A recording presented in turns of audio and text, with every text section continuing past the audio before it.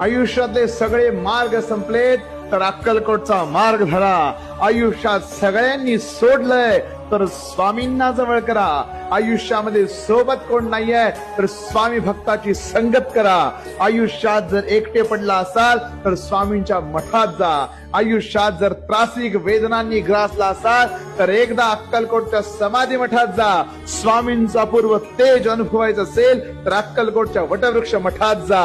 एकदा जर स्वामींना बोलवायचं असेल तर घरातल्या देवाऱ्यासमोर बसून श्री स्वामी समर्थ म्हणून मनोभावे तन्मयतेनं हाक मारा. महाराज आपल्याशिवाय समोर आल्याशिवाय राहणार नाहीत. महाराज म्हणजे अलौकिक शक्ती आहे. महाराज म्हणजे दिव्य तेज आहे. स्वामी महाराज म्हणजे या सृष्टीचं सृजन करणारा परमात्मा आहे. त्याला शरण गेलं की आयुष्यामध्ये दुसरं काही लागत नाही. श्री स्वामी समर्थ.